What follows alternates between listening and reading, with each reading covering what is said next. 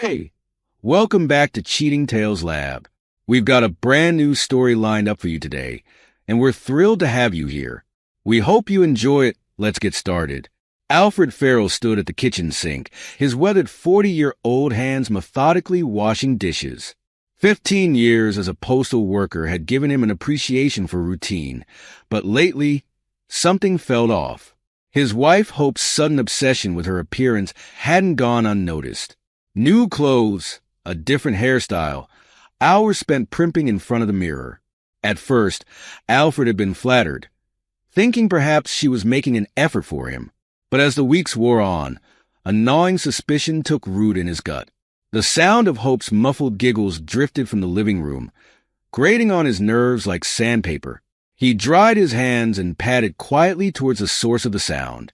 Hope was sprawled on the couch, phone pressed to her ear, a secretive smile playing on her lips. As he entered, she startled, sitting up abruptly. "Oh, I've got to go," she said hurriedly into the phone. "Talk to you later, Beth." Alfred raised an eyebrow. "Beth from your book club?" Hope nodded, a touch too enthusiastically. "Yes, we were just discussing our latest read. You know how we get carried away." He did know. He also knew that Hope's book club met on Tuesdays, and it was Curly Thursday. But he said nothing, merely grunting in acknowledgement before retreating to the laundry room. As he sorted through the clothes, his hand brushed against Hope's purse. A slip of paper fell out, a receipt. Alfred's eyes widened as he read the itemized list. La Perla, $300 for a scrap of lace he'd never seen.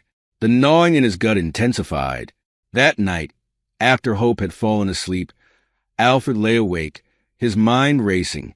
He thought about the 15 years they'd been married, the routines they'd settled into, the comfortable silences that had once felt like home but now seemed to stretch between them like a chasm. He made a decision. The next day, while Hope was at work, Alfred installed a discreet GPS tracker on her car. It was a simple device, easily hidden beneath the passenger seat. As he activated it, a wave of guilt washed over him. This wasn't who he was.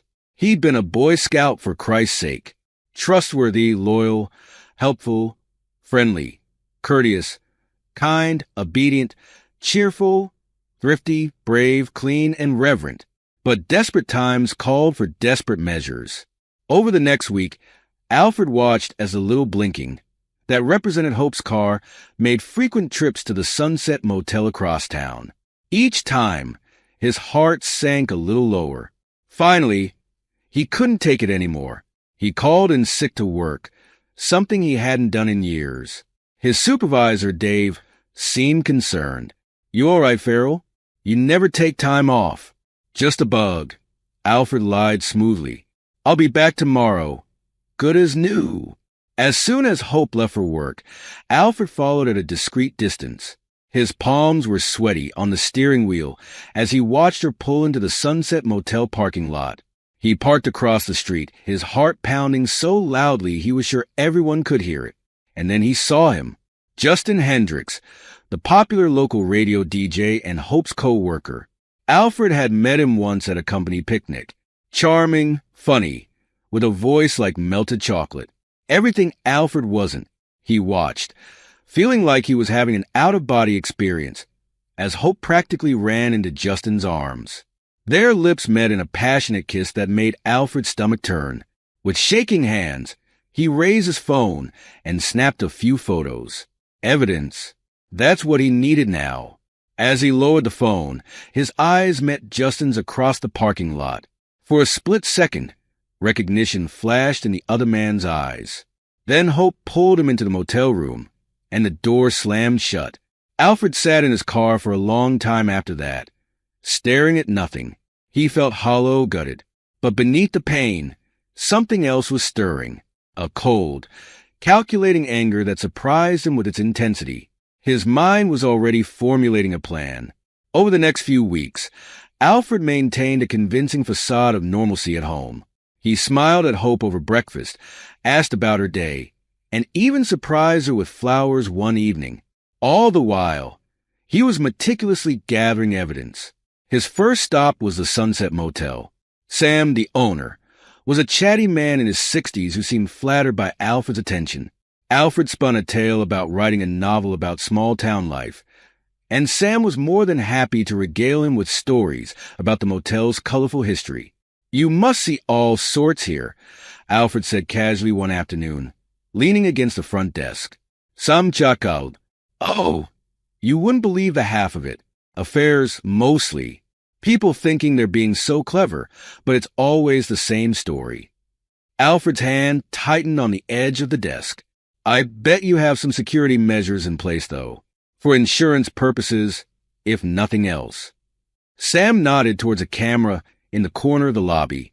"Just the one there. Records everything that happens in this lobby." Alfred's eyes gleamed. "Fascinating. Mind if I take a look at how it's set up? For the book, you know." Sam hesitated for a moment, then shrugged. "Why not? Come on back." In the small office behind the front desk, Sam showed Alfred the ancient computer that served as a motel security system. It didn't take much for Alfred to convince Sam to let him study it for his novel. Once alone, Alfred's fingers flew over the keyboard. He may have been a postal worker, but he'd picked up some IT skills during his stint in the military. Within minutes, he had access to months of security footage. He found what he was looking for almost immediately: Hope and Justin entering and leaving the motel at regular intervals. Sometimes they looked furtive, glancing around nervously. Other times they were so wrapped up in each other they might as well have been alone in the world. Alfred copied the relevant footage onto a flash drive, his face impassive. When Sam returned, Alfred was leaning back in the chair, a pleasant smile on his face. "Find what you needed?" Sam asked. Alfred nodded. "Oh, yes. Very enlightening. Thank you, Sam." Back at home, Alfred turned his attention to Hope's email. She'd always been careless with her passwords, using the same one for everything: their anniversary date. The irony wasn't lost on Alfred, as he easily gained access to her account. What he found made his blood run cold. Months of intimate exchanges between Hope and Justin, plans for their rendezvous, declarations of passion, and worst of all, lies about working overtime at the radio station to meet Justin. Alfred read every single email, saving copies to an external hard drive. By the time he was done, it was well past midnight. He heard Hope stirring upstairs and quickly shut down the computer. As he climbed into bed beside her, Hope mumbled sleepily, "Everything okay? You were up late." Alfred forced a smile. "Just catching up on some work." "Go back to sleep, honey." Hope snuggled closer to him, and Alfred lay rigid, staring at the ceiling. He thought about the vows they'd made, the life they'd built together, all of it based on a foundation of lies. In that moment, something inside Alfred hardened. The pain was still there, a dull ache in his chest, but it was overshadowed by a cold, calculating anger. He reached for the bedside table, pulling out a small notebook. In the dim light of the alarm clock, he began to write. Every detail of Hope's betrayal, every piece of evidence he'd gathered, it would become his journal, a record of his emotional journey. And though he didn't know it yet, it would become crucial to his plan. The next morning, Alfred called his supervisor at the post office. "Dave, it's Alfred. I need to take a week off. Family emergency out of state." Dave sounded concerned. "Everything all right, Farrell? This isn't like you." Alfred forced a note of worry into his voice. "My sister's in the hospital. Nothing too serious. But I need to be there. You understand, right?" Of course. Take all the time you need." With that taken care of, Alfred set his plan in motion. His first stop was a small, cash-only apartment across town. The landlord didn't ask questions when Alfred handed over 3 months' rent in cash, using the name Nick Buford. Next, he visited a graphic designer in the next town over. The young woman looked skeptical when Alfred explained what he wanted: a life-size promotional poster for a surprise anniversary party. Alfred nodded, his face a mask of enthusiasm. "My wife's always wanted to be a movie star. I thought it would be fun to make her the star of her own movie poster." He handed over the photos he'd taken of Hope and Justin outside the motel. The designer's eyebrows rose, but she took the job, agreeing to create a life-size design. Back in town, Alfred made a stop at the home of Marissa, a mutual friend of his and Hope's. She was delighted to see him. Alfred, what a nice surprise. Komein. Over coffee, Alfred spun a tale about planning surprise parties for both Hope and Justin. I was hoping you might have spare keys to their houses, he said casually. You know, for decorating and such. Marissa hesitated for a moment, then smiled. Oh, why not? It's for a good cause, after all. As he left Marissa's house, keys to both Hope and Justin's homes in hand, Alfred felt a twinge of guilt. He'd never been a good liar before, but he was learning fast. That evening, as Hope chatted about her day over dinner, Alfred nodded and smiled in all the right places, but his mind was elsewhere, running through the logistics of his plan. He had learned that morning that there were budget cuts coming at work. His job might be on the line. It added a sense of urgency to his actions. After dinner, while Hope was engrossed in her favorite TV show, Alfred slipped down to the basement. He powered up his computer and began researching divorce laws. Property division, alimony, grounds for divorce. He took meticulous notes. Then he turned his attention to his personal assets, investments, savings accounts, their joint checking account. He began the process of liquidating what he could, moving money around in a complex shell game. As he worked, Alfred felt a strange sense of calm wash over him. For the first time in weeks, he felt in control. Hope might have betrayed him, but he would have the last laugh. He glanced at the clock. It was well past midnight.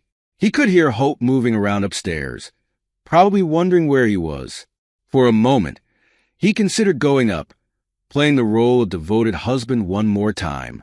Instead, he turned back to his computer. He had work to do, preparing for all contingencies. The night air was thick with anticipation as Alfred Farrell crouched in the shadows outside the WKRP radio station. His heart hammered against his ribs, a steady rhythm that matched the ticking of his watch. 11:45 p.m. 15 minutes until the cleaning crew's shift change. 15 minutes until he set his plan in motion. He adjusted the backpack slung over his shoulder, feeling the weight of the rolled-up poster inside. The life-size image of Hope and Justin, caught in a passionate embrace outside the Sunset Motel, felt like a bomb waiting to detonate. And Alfred was about to light the fuse. As the last of the cleaning staff trickled out of the building, Alfred made his move. He slipped inside, his footsteps echoing in the empty lobby. The security guard was doing his rounds on the upper floors. Alfred had memorized the schedule over the past week. He had exactly 7 minutes before the guard returned.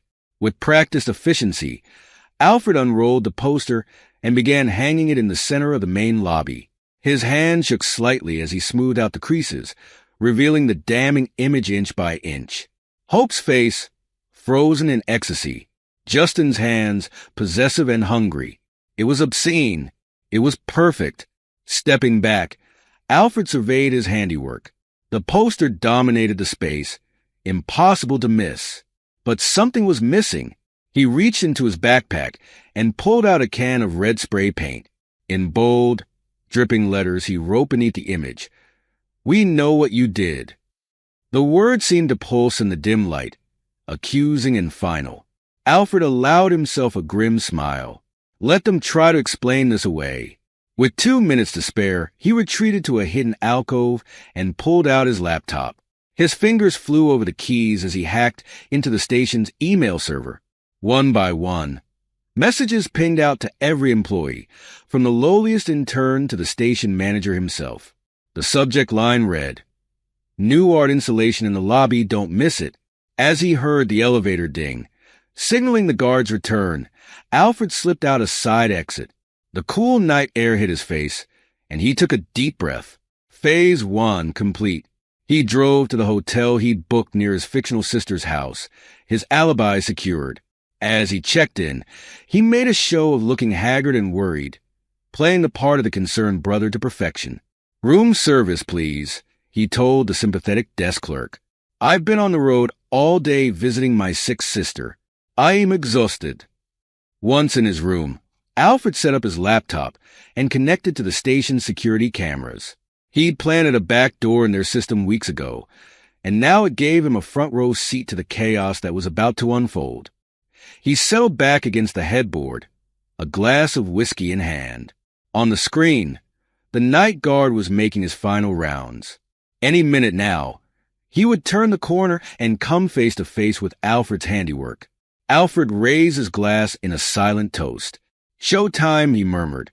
Hope Farrell hummed to herself as she applied her lipstick, blissfully unaware of the storm that was about to break over her head. She'd woken up to an empty bed, Alfred having left early for work, or so she thought. Her phone buzzed with a text from Justin. "Can't wait to see you at the charity event tonight. You're going to knock them dead in that new dress." Hope smiled, a mixture of excitement and guilt twisting in her stomach. She pushed the guilt aside, as she had been doing for months now. Alfred would never know. He was too trusting, too caught up in his own routine to notice what was happening right under his nose. As she left the house, Hope never noticed the figure watching from across the street. Alfred waited until her car had turned the corner before making his move. He entered the house, their house, with the spare key he'd never returned. For a moment, he stood in the entryway, memories washing over him. Their first night here, carrying Hope over the threshold. Christmases, birthdays, lazy Sunday mornings. All tainted now. Alfred shook off the nostalgia and got to work. He moved through the rooms like a whirlwind, methodically creating chaos. He overturned drawers, scattered papers, smashed picture frames. But it wasn't random destruction. No! Every move was calculated. He focused on Hope's belongings and their shared spaces, leaving his own things largely untouched. A message hidden in the mayhem. This was about her, not him. As he worked, Alfred planted tiny cameras throughout the house. In the bedroom, the kitchen, the living room. Each one carefully hidden, ready to capture Hope's reaction when she returned home. In the study, Alfred paused. He pulled out a sheet of paper and began to write. The words flowed easily, all the pain and betrayal of the past months pouring onto the page. When he was done, he read it over. "Hope, by the time you read this, I'll be gone. I know about Justin. I know about the Sunset Motel. I know about the lies, the deceit, the betrayal. Every moment, every touch, every whispered promise. I know it all. Did you think I was too stupid to notice? Too blind to see what was happening right in front of me? I may be just a simple postal worker, but I'm not a fool. I've taken what's mine. Don't bother looking for me. Don't bother trying to explain. There's nothing left to say. Goodbye. Hope. I hope it was worth it. Alfred." He folded the letter and placed it on Hope's pillow, a landmine waiting to be triggered. Before leaving, Alfred gathered up the important documents he'd need: birth certificate, social security card, bank statements. He also took a few sentimental items. His grandfather's watch, the baseball signed by his childhood hero, the photo album from their honeymoon. Let Hope wonder why these specific things were missing. As a final touch, Alfred picked up the phone and dialed 911. When the operator answered, he disguised his voice, pitching it higher and adding a tremor of fear. "Please, you have to help. I just saw someone breaking into the house across the street, 1242 Maple Drive. They're still inside." He hung up before the operator could ask any questions. The police would arrive soon, adding another layer of chaos to Hope's homecoming. Alfred took one last look around the house that had been his home for 15 years. Then he walked out the door, leaving behind the wreckage of his old life. Alfred sat in the sterile environment of his local bank, his face a mask of calm as he systematically dismantled his financial life. The teller, a young woman with concerned eyes, watched as he closed account after account. "Are you sure about this, Mr. Farrell?" she asked, her voice tinged with worry. "That's a significant amount of money to transfer offshore." Alfred nodded, his smile not quite reaching his eyes. "Quite sure. Thank you. I'm making some lifestyle changes." As the last of his and Hope's joint accounts was drained, Alfred felt a weight lift from his shoulders. He'd spent weeks researching offshore banking, setting up a labyrinth of transfers that would be nearly impossible to trace. Hope wouldn't see a penny of it. Next stop, the credit card companies. One by one, Alfred canceled every card they shared. He could almost hear the distant sound of Hope's wallet becoming worthless. Sitting in his car outside the bank, Alfred pulled out his phone. He stared at the screen for a long moment before composing an email to his boss at the post office. "Dear Dave, I regret to inform you that I must resign from my position, effective immediately. Personal circumstances have arisen that require my full attention. I apologize for the short notice and any inconvenience this may cause. Thank you for your understanding. Sincerely, Alfred Heureux." He hit send before he could second-guess himself. 15 years of service ended with a few taps on a screen, but it was necessary. He couldn't risk anyone at work connecting him to what was about to unfold at the radio station. Alfred's next task was perhaps the cruelest, but he felt no remorse as he sealed the envelope. Inside was a comprehensive dossier of Hope and Justin's affair. Hotel receipts, email printouts, photos from the motel. On the front, in clear block letters, he'd written, "Mrs. Faith Hendricks." He dropped the package in a mailbox across town, imagining the bomb it would detonate in Justin's home. Let him feel the sting of betrayal, too. As the sun began to set, Alfred drove to the long-term parking lot at the airport. He pulled into a spot near the back, away from the security cameras. From his trunk, he retrieved a suitcase he'd packed for this very purpose. He placed the suitcase on the passenger seat, making sure it was clearly visible. On top, he left a printed itinerary for a one-way flight to Bangkok, departing in 2 days. Let them chase shadows halfway around the world. His final stop was the small apartment he'd rented under the name Nick Buford. It was sparsely furnished, but it had everything he needed: a bed, a desk, and most importantly, a top-of-the-line computer setup. Alfred settled into the chair, powering up the multiple monitors. On one screen, he pulled up the feed from the hidden cameras in his and Hope's house. Another showed the security footage from the radio station. A third displayed local news sites, ready to catch any breaking stories. He leaned back, a tumbler of whiskey in hand. The pieces were all in place. Now, he just had to watch it all burn. As night fell, Alfred Farrell disappeared. And Nick Buford, a man with no past and an uncertain future, began his vigil.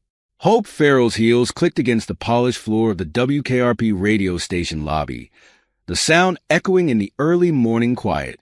She was running late for the charity event planning meeting, her mind still fuzzy from a night of stolen moments with Justin. As she rounded the corner, her steps faltered, then stopped completely. There, dominating the lobby wall, was a life-size poster of her and Justin locked in a passionate embrace outside the Sunset Motel. Hope's breath caught in her throat, her heart pounding so loudly she was sure everyone could hear it. Beneath the damning image, blood-red letters screamed, "We know what you did." "Oh my God," she whispered, her perfectly manicured hand flying to her mouth. Around her, the lobby began to fill with arriving employees. Gasps and whispers erupted as each person caught sight of the poster. Hope stood frozen, feeling dozens of eyes boring into her. "Hope, what's going on? Why is everyone—" Justin's voice cut off abruptly as he entered the lobby. His face, usually so confident and charming, drained of all color. Their eyes met across the room, panic and shame mirrored in each other's gaze. In that moment, Hope knew their carefully constructed house of lies was crumbling around them. "Farrell, Hendricks, my office now." The station manager's voice boomed through the lobby, cutting through the growing murmurs. Hope and Justin followed him in silence, feeling like condemned prisoners walking to the gallows. As the office door closed behind them, shutting out the chaos of the lobby, Hope felt a wave of dizziness wash over her. "Would either of you care to explain what the hell is going on out there?" The manager's face was purple with rage, a vein throbbing in his forehead. Hope opened her mouth, but no words came out. What could she possibly say? Justin, ever the smooth talker, tried to salvage the situation. Sir, I can assure you, this is all just a misunderstanding. Misunderstanding? The manager slammed his fist on the desk. There's a billboard-sized photo of you two going at it like rabbits in my lobby. Do you have any idea what this could do to the station? To our reputation? Hope sank into a chair, her legs no longer able to support her. This couldn't be happening. It had to be a nightmare. You're both suspended, effective immediately, pending a full investigation, the manager continued. Now get out of my sight before I do something I'll regret. As they left the office, Hope's phone buzzed with a text from Alfred. Hope, something's happened at the house. You need to come home now. Hope's heart, already racing, kicked into overdrive. What else could possibly go wrong? She raced home, her mind a whirl of panic and confusion. As she pulled into the driveway, she saw police cars parked outside. Her hands shook as she fumbled with her keys. The moment she stepped inside, Hope's world tilted on its axis. The house was in shambles, drawers upended, pictures smashed. It looked like a tornado had torn through their once peaceful home. Mrs. Farrell, a police officer, approached her. We received a call about a break-in at this address. Can you tell us if anything's missing? Hope stumbled through the house in a daze, barely registering the officer's words. When she reached the bedroom, she saw it, a letter, placed neatly on her pillow amidst the chaos. With trembling hands, she unfolded the paper and began to read. Alfred's words, cold and cutting, laid bare every secret, every lie. He knew. He had always known. Hope's legs gave out, and she collapsed to the floor, the letter clutched to her chest. As the reality of what she'd lost crashed over her, Hope began to sob, great heaving cries that shook her entire body. The police officers exchanged uncomfortable glances, their suspicions growing with each passing moment. Across town, Faith Hendricks stared at the package that had just arrived, its contents spread across her kitchen table. Photos, emails, hotel receipts, irrefutable evidence of her husband's infidelity. With a calm she didn't feel, Faith walked to the front door and changed the locks. Then she called her lawyer. When Justin arrived home that evening, he found divorce papers waiting for him on the porch. And in a small, nondescript apartment, Alfred Farrell, now Nick Buford, watched it all unfold on his bank of monitors, a tumbler of whiskey in hand. He observed the chaos he had orchestrated with a mixture of grim satisfaction and a deep, aching sadness. Cheers, Hope, he murmured, raising his glass to the screen. I hope it was worth it. Hope Farrell stood in the checkout line at the local grocery store, her cart filled with the bare necessities. Her hand shook slightly as she reached for her wallet, knowing what was coming but praying for a miracle nonetheless. I'm sorry, ma'am, the cashier said, a hint of pity in her eyes. Your card's been declined. Hope felt the stares of the people in line behind her, heard their impatient sighs. Her cheeks burned with humiliation as she fumbled for another card, then another, each one useless, canceled by Alfred in his meticulous destruction of their shared life. I'll have to come back, she mumbled, abandoning her cart and fleeing the store. In her car, Hope let out a strangled sob. How had it come to this? Just weeks ago, she'd had it all. A loving husband, a good job, financial security. Now it was all gone, evaporated like morning dew under the harsh light of her betrayal. Her phone buzzed. Justin. Hope considered ignoring it, but desperation won out. They needed to find Alfred, to try and salvage something from this wreckage. Any luck? She asked, not bothering with pleasantries. Justin's bitter laugh crackled through the speaker. Oh yeah, tons of luck. All bad. The PI we hired can't find a trace of Alfred. It's like he's vanished into thin air. Hope's grip tightened on the steering wheel. We have to keep looking. He's got all our money, Justin. I can't even buy groceries. You think I'm doing any better? Justin snapped.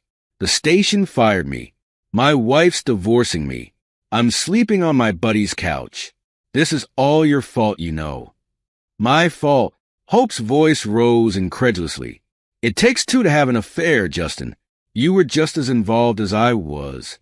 Yeah, well, it wasn't my husband who went psycho and destroyed our lives, was it? The call ended abruptly, leaving Hope alone with her thoughts. She drove aimlessly, her mind racing. There had to be a way out of this nightmare. There had to be. Her phone rang again. Hope's heart leapt, hoping it was Justin calling back to apologize. Instead, she saw her mother's number on the screen. Mom, she answered hesitantly. Hope Elizabeth Farrell. Her mother's voice was ice cold. Would you care to explain why I just received an anonymous email detailing your indiscretions? Hope's blood ran cold. Mom, I can explain. Save it. Her mother cut her off. Your father and I are beyond disappointed. We raised you better than this. Until you come to your senses and beg Alfred's forgiveness, don't bother calling us. The line went dead. Hope pulled over to the side of the road, her vision blurring with tears. She was alone, truly, utterly alone. Meanwhile, in his rented apartment, Alfred, or rather, Nick Buford, leaned back in his chair, a satisfied smile playing on his lips. He'd just hit send on the email to Hope's parents, another nail in the coffin of her former life. He turned his attention back to the monitors, watching Hope break down in her car through the traffic cam he'd hacked. Part of him wanted to reach out, to comfort her. But that part was quickly silenced by the memory of her betrayal. You made your bed, Hope, he murmured. Now lie in it. As the weeks turned into months, Hope and Justin's desperate search for Alfred continued to yield nothing. Their relationship, once passionate and exciting, deteriorated into a series of bitter arguments and recriminations. This is useless, Justin shouted during one particularly heated exchange. We're never going to find him. And even if we did, what then? You think he's just going to hand over the money and forgive us? Hope sank onto the worn couch in Justin's friend's apartment, where they'd both been staying. We have to keep trying, she said, her voice hollow. What else can we do? Justin ran a hand through his unkempt hair, his once handsome face haggard with stress. I don't know, Hope. I just don't know anymore. As they sat in defeated silence, neither of them aware of the hidden camera capturing their every move, transmitting it all back to the man they were so desperately seeking.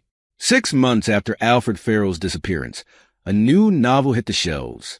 The Postman Always Knows Twice by M.B. Fowler became an overnight sensation. Critics hailed it as a gripping tale of betrayal and revenge. Readers couldn't put it down, and talk shows clamored to interview the mysterious author. Hope Farrell stood in the local bookstore, staring at the display of novels with a mixture of disbelief and horror. The cover showed a stylized image of a man in a postal uniform, his back turned, walking away from a woman reaching out to him. It was too close to home, too familiar. With shaking hands, she picked up a copy and began to read. Page after page, her own story unfolded before her eyes. The names were changed, certain details altered, but there was no mistaking it. This was her life, her affair, her downfall, laid bare for the world to see. It can't be, she whispered, drawing curious glances from other shoppers. It can't be him. But deep down, she knew. Alfred, quiet, unassuming Alfred, had outplayed them all. Across town, Justin Hendricks was having a similar revelation. He'd been channel surfing in his dingy studio apartment when he saw a familiar face on the screen. It was Alfred, looking more confident and put together than Justin had ever seen him. So, Mr. Fowler, the talk show host was saying, your novel has struck a chord with readers everywhere. What inspired you to write it? Alfred, or M.B. Fowler, as he was now known, smiled enigmatically. Well, Barbara, I think we've all experienced betrayal in some form or another. I wanted to explore what happens when someone decides not to just lie down and take it, but to fight back. Justin fumbled for his phone, dialing Hope's number with trembling fingers. Are you seeing this? He hissed when she answered. It's Alfred. He's written a book about us. I know, Hope replied, her voice hollow. I'm holding a copy right now. As Alfred's book tour continued, his star only rose higher. He appeared on more talk shows, gave interviews to major newspapers, even hinted at a possible movie deal.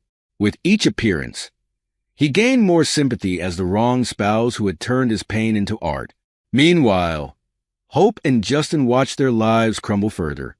They consulted lawyers about suing for defamation, but without hard evidence that the novel was about them, and with Alfred's meticulous changes to protect himself legally, they were advised it would be a losing battle. He's ruined us, Hope said dully, staring at the cease and desist letter their lawyer had received in response to their inquiries. Completely and utterly ruined us. Justin, who had been pacing the small office, suddenly whirled on her. No, Hope, you ruined us. You and your inability to keep your damn mouth shut about our affair. If you hadn't bragged to your friends, if you hadn't been so careless, none of this would have happened.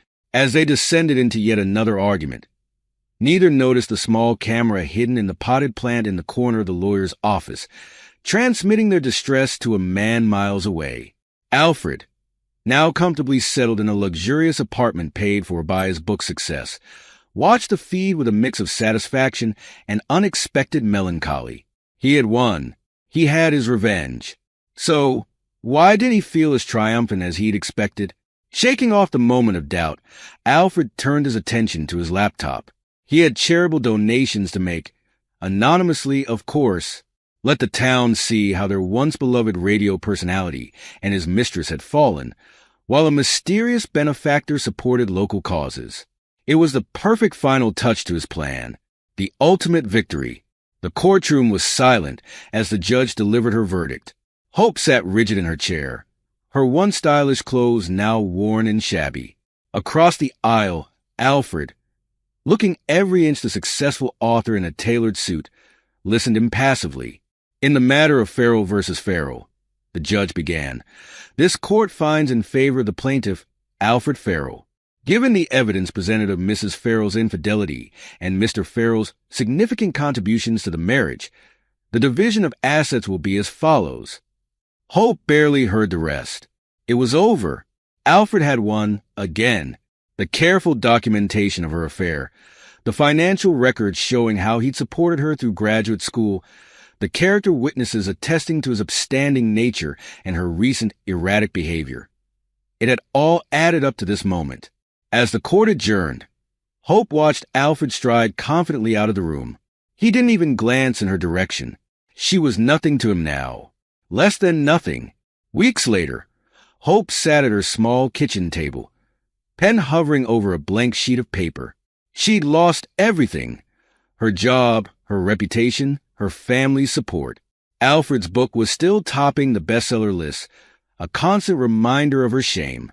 In desperation, she decided to make one last appeal. Dear Alfred, she wrote, her handwriting shaky. I know I have no right to contact you, no right to ask for anything, but I'm begging you, please. Can we talk? I know what I did was unforgivable, but I never meant to hurt you. I never stopped loving you. Please, Alfred, I have nothing left. No one left. You're my only hope. She sealed the letter with tears in her eyes, clinging to a shred of hope that somewhere, deep down, Alfred still cared. 3 days later, a large manila envelope arrived at Hope's apartment. Her heart leapt. Had Alfred read her letter? Was this a response? But as she tore it open, her hope turned to ashes. Inside was a formal cease and desist order, threatening legal action if she attempted to contact Alfred again. It was signed by his lawyer, not even by Alfred himself. Hope sank to the floor, the papers scattered around her. It was truly, finally over. Across town, Justin Hendricks packed the last of his meager belongings into a battered suitcase. The town that had once adored him now shunned him at every turn. No one would hire him, not even for the most menial jobs. Every stranger's glance felt accusing. Every whispered conversation seemed to be about him. He couldn't take it anymore. With no destination in mind, Justin tossed his suitcase into his car, the one possession he'd managed to keep, and drove away from the town that had been his home for so long. He didn't look back. Meanwhile, Alfred Farrell stood in the local animal shelter, surrounded by the barks and meows of abandoned pets. He'd started volunteering here a few weeks ago, finding an unexpected solace in caring for these forgotten creatures. As he walked down the row of kennels, a pair of soulful brown eyes caught his attention. A mixed-breed dog, probably part lab, part who knows what, watched him cautiously. The sign on the kennel read Max, 3 years old, abandoned. Something in the dog's wary gaze struck a chord in Alfred. Here was another being who had been betrayed, left behind by those who should have cared for him. "Hey there, Max," Alfred said softly, crouching down. "How about we start over together?" Max's tail gave a tentative wag, and as Alfred filled out the adoption papers, he felt something he hadn't experienced in a long time. A flicker of hope. Maybe, just maybe, he could learn to trust again, to love again. It wouldn't be easy. The pain of Hope's betrayal still lingered, a dull ache in his chest. But as he clipped a leash onto Max's collar and led him out of the shelter, Alfred felt the first stirrings of a new chapter beginning. "Come on, boy," he said, scratching Max behind the ears. "Let's go home." As they walked out into the sunlight, Alfred Farrell, author, divorced, and now dog owner, took his first step towards a future unburdened by the weight of betrayal and revenge. Max trotted alongside him, his paws padding softly on the sidewalk.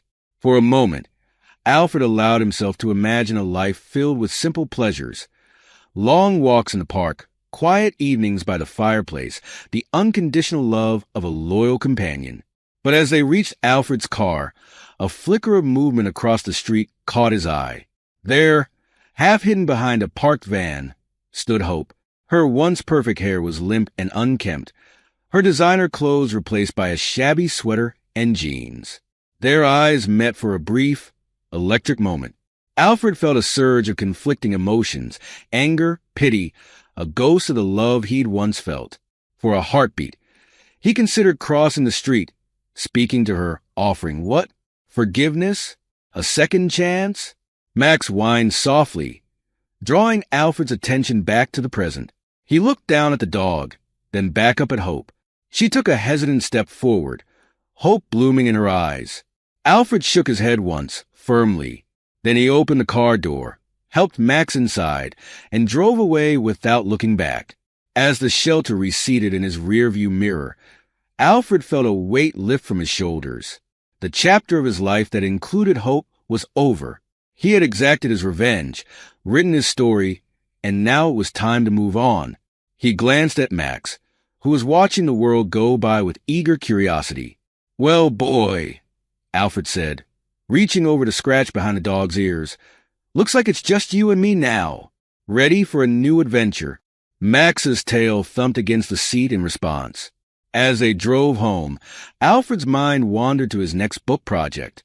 Perhaps a lighter tale this time, something about new beginnings and second chances. He had a feeling he'd have plenty of inspiration. The sun was setting as Alfred pulled into his driveway, casting long shadows across the manicured lawn of his new home. A modest but comfortable house bought with the proceeds from his bestseller. As he and Max walked up the path, Alfred felt a sense of peace settle over him. Inside, he unclipped Max's leash and watched as the dog cautiously explored his new surroundings. Alfred moved through the house, turning on lights and shedding the persona of M.B. Fowler, successful author, like an old coat.